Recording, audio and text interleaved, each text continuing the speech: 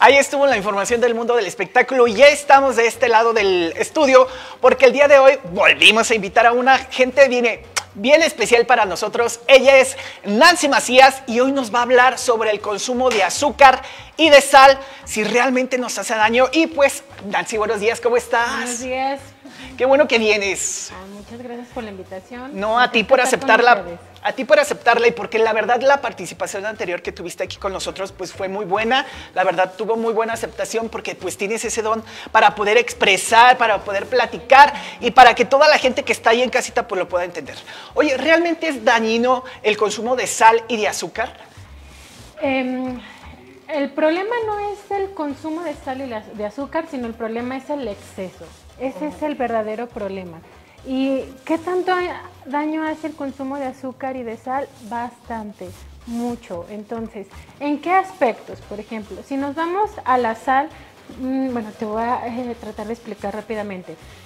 Si tomamos en cuenta como el corazón es una bomba y los vasos sanguíneos es la tubería, ¿no? Ajá. Entonces, cuando nosotros tenemos un exceso de consumo de sodio, ¿qué es lo que va a pasar? Aquí el corazón tiene que bombear más rápido o mayor cantidad de sangre con ese exceso de sodio, ¿ok? Entonces, después los vasos sanguíneos se van a estrechar y entonces es cuando sale la hipertensión arterial. Pero aquí algo importante, bueno, primero en cuestión del sodio, no es lo mismo el sodio que la sal, ¿ok? Es diferente, ¿ok? ¿En qué aspecto? Porque lo que es la sal es el cloruro de sodio. De hecho, lo que le da el saborcito salado es el cloruro, no el sodio, ¿ok? Entonces, aquí es importante ir diferenciando eso, porque luego se piensa como que es lo mismo y no. ¿Ok? Entonces, respecto a lo que es la sal, ¿qué enfermedades me puede provocar un exceso de sodio? ¿Ok? Principalmente presión arterial, ¿sale? La hipertensión es una de las principales enfermedades que tenemos pues ahora básicamente a nivel mundial. Luego, también nos puede provocar osteoporosis, ¿ok? La osteoporosis también viene por un exceso de consumo de sal. Posterior también tenemos problemas hepáticos. También nos van a dar lo que son problemas de ataques cerebrovasculares, por ejemplo, y pues bueno, y entre otras enfermedades. Ok, ¿cómo saber cuándo es demasiado, Nancy? ¿Cómo saber qué cantidad de sal? Vamos a empezar con la sal. ¿Cómo saber qué cantidad de sal consumir? Ok, la recomendación por la Organización Mundial de la OMS es 5 gramos de sal, ¿ok?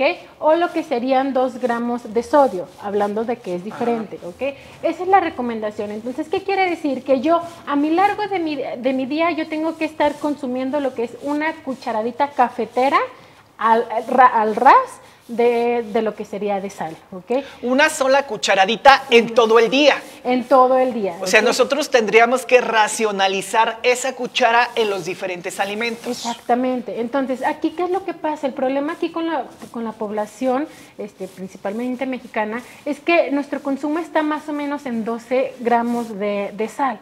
Entonces, si la recomendación son 5 gramos, y eso es como un máximo, Ajá. O sea, no es... Es mucho más del doble. Ajá, es mucho más del doble. Entonces, por eso nosotros tenemos muchos problemas principalmente de hipertensión, porque ya con hipertensión nos va a empezar a dañar riñón, nos va a empezar a dañar corazón, nos va a empezar a dañar lo que es el hígado. Entonces, estamos forzando mucho nuestro... Oye, yo tengo una duda, Nancy, ¿por qué los diferentes organismos reaccionamos diferente a este tipo de consumo?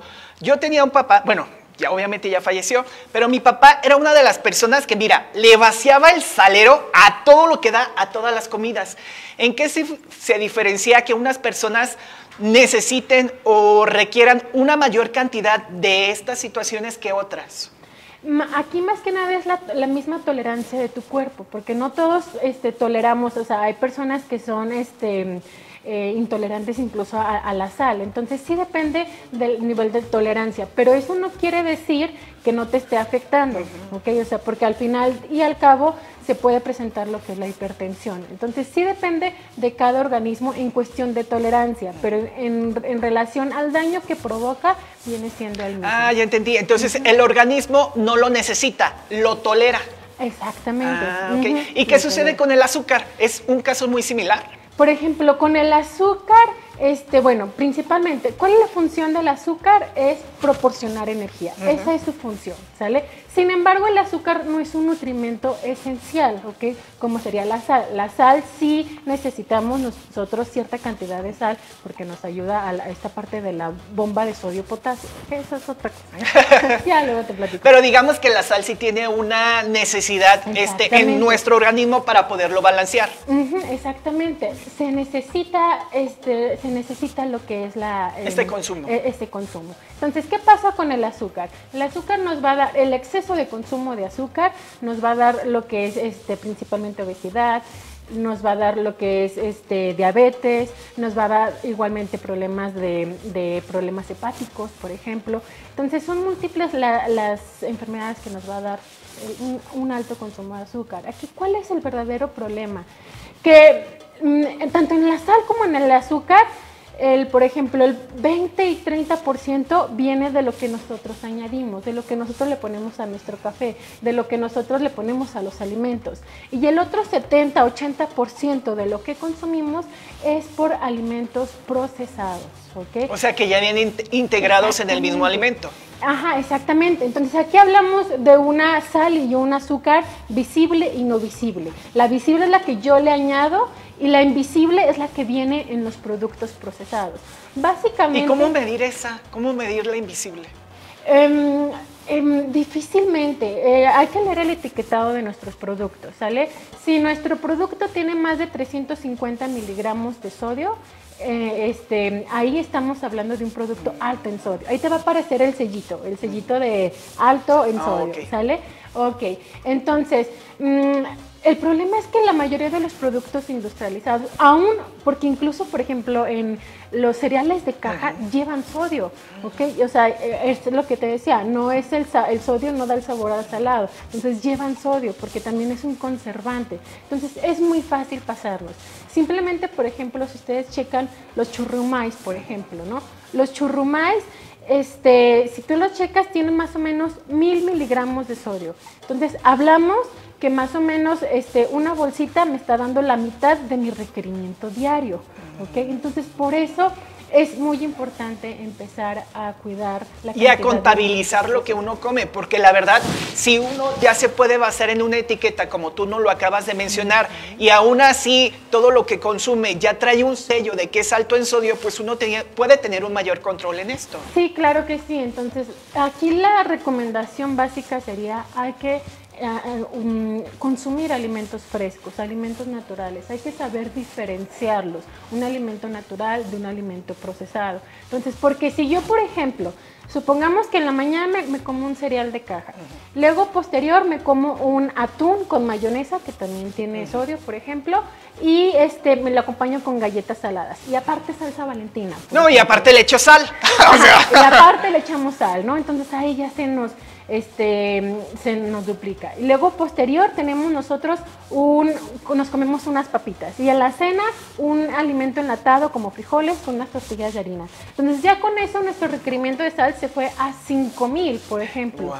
A 5000. Oye, Nancy, y así como en la sal, del azúcar también hay una cantidad diaria que uno pueda consumir para no sobrepasarse.